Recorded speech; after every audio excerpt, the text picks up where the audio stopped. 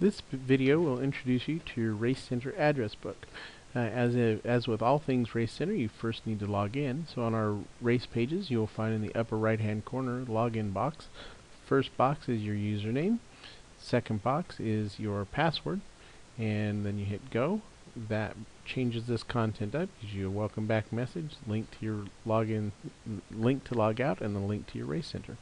If you click the Race Center link, you'll come into your Race Center with a couple of different things that you can do here.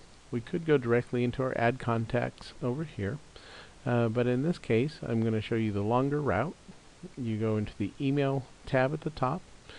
That brings you into your compose message flow, and there's another contacts link over here on the right hand side.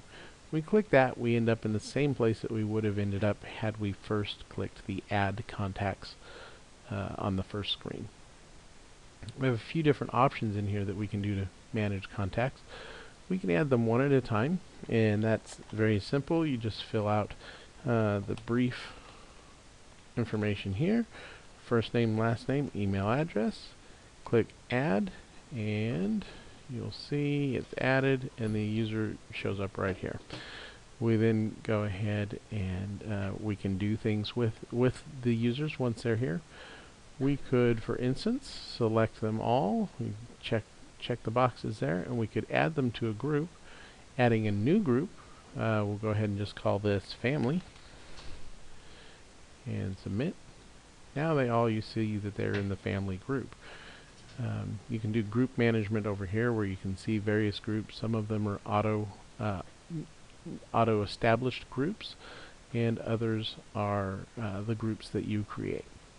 You also can import contacts here, and if you import contacts, you can choose Gmail or Yahoo. That will walk you through a login process.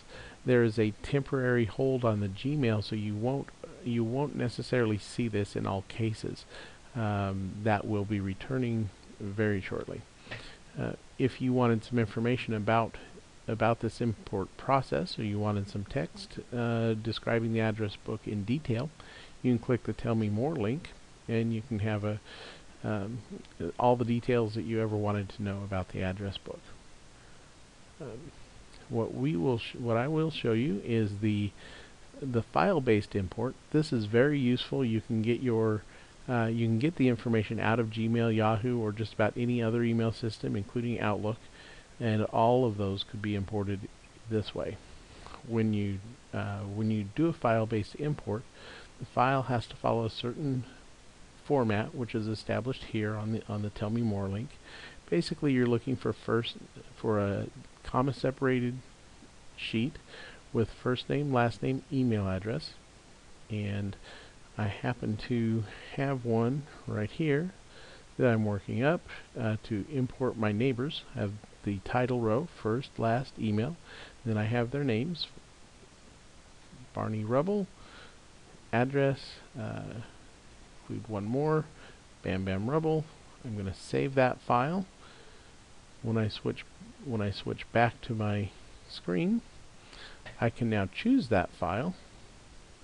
It's my address book import, and when I hit next, you can see that it lets me review the file to make sure that I'm bringing over what I think I'm bringing over, and that I have the information in the proper alignment. I do. First name is in the first name column, last name is in the last name, and email is in the email column. I click next. I'm going to import all three. I could import some if I wanted to select them individually. I'm going to go ahead and just import all of them. All three of them have come in successfully.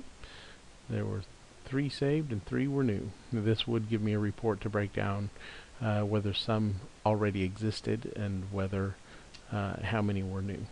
When I go back, I click the Finish button. That takes me back to my address book, and you can see now they're in there. I could select just a portion of these, and I could create a new group, and that group, let's go ahead and call that the neighbors. And I could even take a couple of other ones. We'll put Pebbles and Bam Bam, and we'll put them in a new group. I could choose one of the existing groups, or in this case I'm going to make a new group, and I'm going to call it Kids. and you'll see that the list updates and it keeps track of which groups each individual is in. I could then choose one of those individuals. I could compose a message, I could delete them, I could email all of them, whatever the case was. If you have any questions or can think of anything else, please let us know.